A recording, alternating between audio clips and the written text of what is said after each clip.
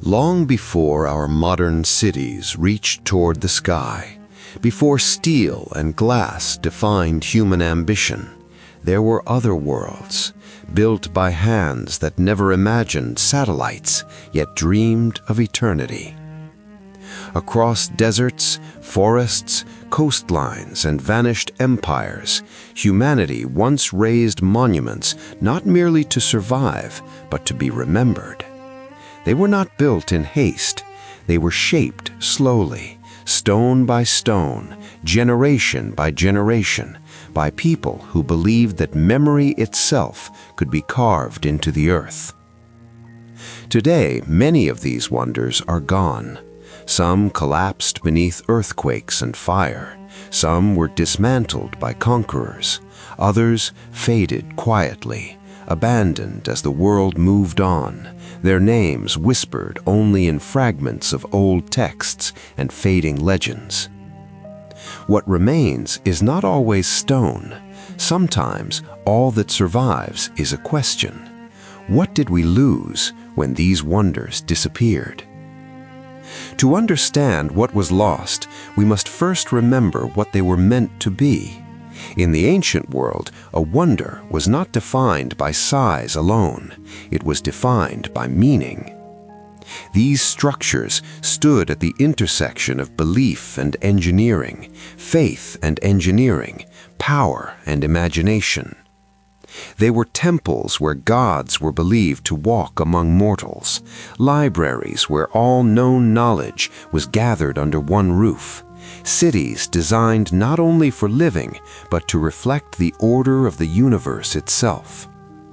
For those who lived in their shadow, these wonders were not tourist destinations, they were part of daily life. Children grew up beneath towering statues. Merchants passed through gates carved with stories older than their own families. Scholars debated ideas inside halls that echoed with centuries of thought. And yet, despite their grandeur, these wonders were fragile. They depended on stability, political, environmental, and cultural.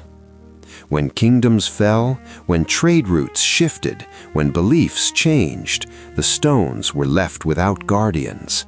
One by one, the great works of humanity slipped beyond reach. Some wonders vanished violently. Earthquakes shattered towers in a single night. Fires consumed libraries that held the collective memory of civilizations. Wars reduced sacred spaces to rubble, their stones reused for new empires with different dreams. Other wonders disappeared slowly.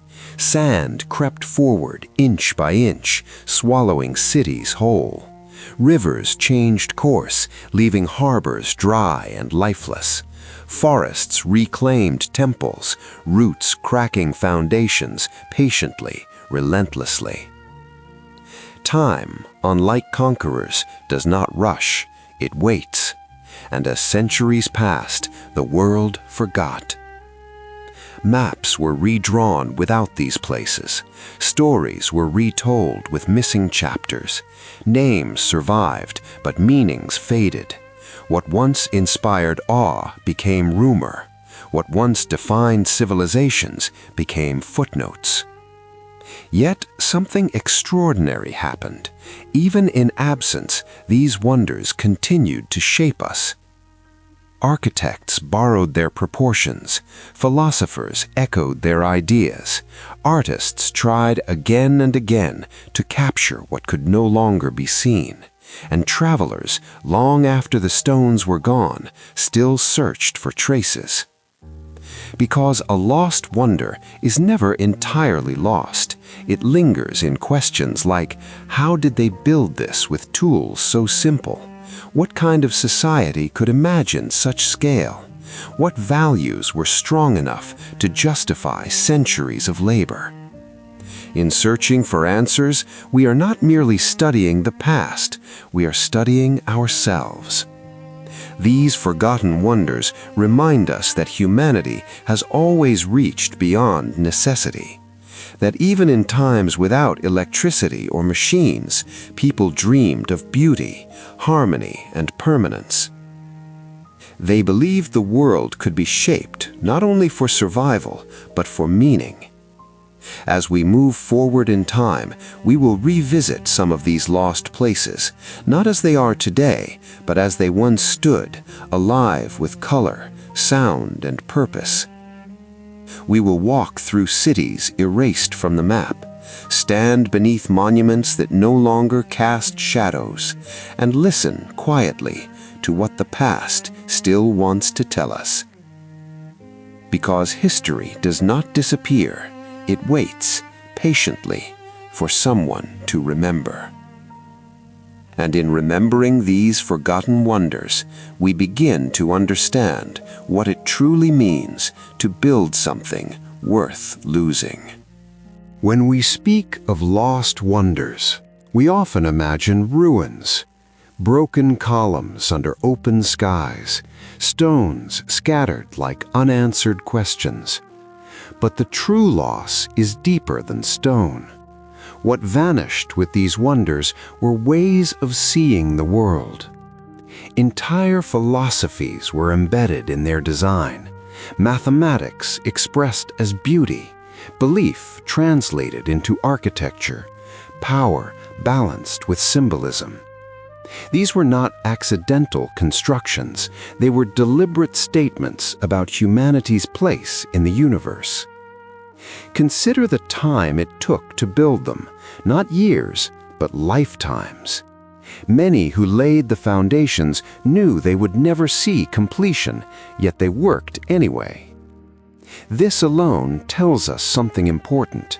These civilizations believed in a future beyond themselves. They trusted that their descendants would carry the vision forward. In our modern age, where speed often replaces patience, this mindset feels almost unfamiliar. And perhaps that is why these lost wonders still fascinate us. They challenge our understanding of progress. They ask us to slow down, to consider whether something built quickly can ever hold the same weight as something built with devotion across generations. As centuries passed, new powers rose upon the ruins of the old. Sometimes they admired what came before. Sometimes they feared it. Sometimes they tried to erase it entirely. Statues were toppled not because they were weak, but because they represented ideas too powerful to ignore. Libraries were burned not for lack of value, but because knowledge itself was seen as a threat. And so memory became selective. What survived depended not on greatness, but on circumstance. Yet, even in fragments, these wonders speak. A broken wall still reveals its proportions.